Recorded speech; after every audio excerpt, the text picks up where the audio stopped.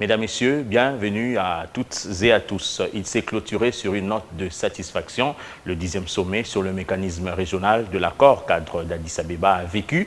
7 chefs d'État et des gouvernements des pays signataires de cet accord ont pris part jeudi à la Cité de l'Union africaine. Le clou de ce sommet, c'était la passation du bâton de commandement du mécanisme régional de cet accord à la République démocratique du Congo à travers son président de la République, Félix-Antoine Tshisekedi Tshilombo. Depuis la signature de cet accord, le 24 février 2013 à Addis Abeba en Éthiopie, les 6 premières rencontres de haut niveau ont eu lieu en marge des assemblées générales des Nations Unies et de l'Union africaine. 10e sommet du mécanisme régional des suivis de l'accord cadre d'Addis Abeba pour la paix, la sécurité et la coopération pour la République démocratique du Congo et la région du Grand Lac est le premier de la série que Kinshasa a organisé ce jeudi 24 février 2022 sur le sol congolais. 7 chefs d'État, respectivement de la RDC, pays hôte, Félix-Antoine Tshisekedi Tshilombo, de l'Ouganda, Yoweri Museveni, de la République du Congo, Denis Sassou Nguesso, de l'Angola, Joao Lourenço, de l'Afrique du Sud, Cyril Ramaphosa, du Burundi, Évariste Ndayishimiye et de la République centrafricaine, Archange Touadéra, ont pris une part active à la rencontre de haut niveau en cette journée du 9e anniversaire de la signature de l'accord cadre à Addis Abeba en Éthiopie. L'assistance composée de tous les hauts représentants des pays signataires de l'accord, du secrétaire général adjoint des Nations Unies en charge des opérations de maintien de la paix, Jean-Pierre Lacroix, de l'envoyé spécial du secrétaire général de l'ONU dans le Grand Lac Wang Zia et de plusieurs officiels de la RDC a vécu l'un des temps forts du sommet, la passation de pouvoir entre le président sortant du mécanisme régional des suivis de l'accord cadre d'Addis Abeba, Yoweri Museveni, et le nouveau président de cette organisation sous-régionale, Félix-Antoine Tshisekedi Tshilombo.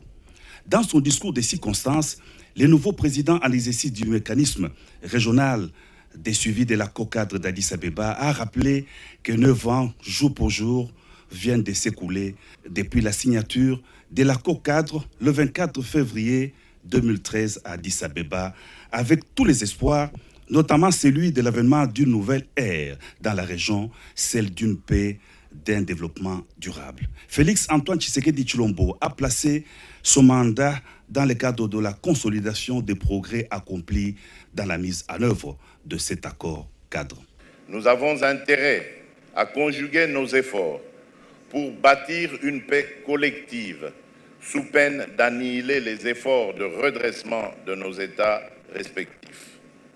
À ce titre, je vous remercie pour la responsabilité que vous avez résolu de confier au travers de ma personne à la République démocratique du Congo de présider à la destinée du mécanisme régional de suivi au cours des 12 prochains mois.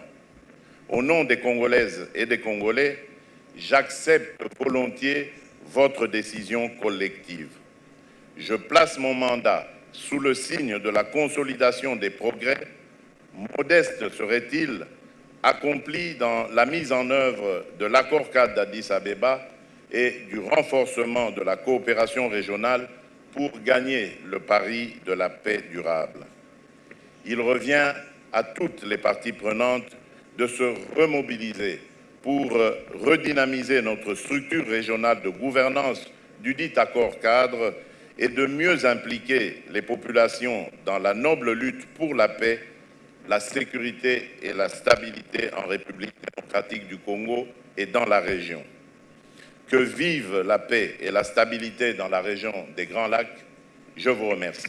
Le président de l'Ouganda, Yoweri Museveni, en a appelé à la collaboration sous-régionale pour restaurer la paix, notamment dans la partie est du pays en proie à l'insécurité causée par les rebelles ADF. Il a salué l'initiative conjointe avec son homologue congolais pour la traque de ces forces négatives. Un autre temps fort du sommet aura été l'audition des différentes interventions. L'envoyé spécial de l'Union européenne, Bernard Quentin, a réitéré le soutien de la communauté internationale aux solutions de paix et de stabilisation de la RDC et de la région. Il a déploré la situation sécuritaire et humanitaire dans l'est de la RDC causée par des groupes armés avant de rassurer que le pays devra toujours compter sur ses partenaires bilatéraux et multilatéraux.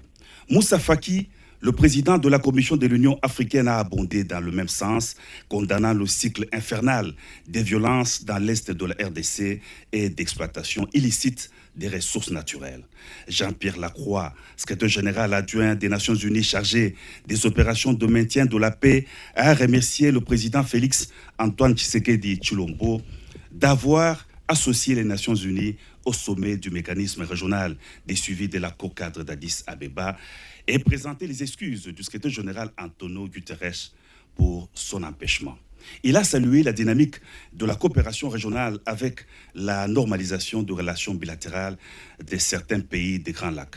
Des avancées encourageantes pour relever les défis nombreux de l'insécurité dans la région, a-t-il souligné. Les présidents de l'Angola, Joao Lourenço, et tous les précédents intervenants ont félicité le président de la RDC pour l'organisation du 10e sommet du mécanisme régional des suivis de l'accord cadre d'Addis Abeba en présentiel à Kinshasa après des ratés dus notamment à la pandémie de Covid-19.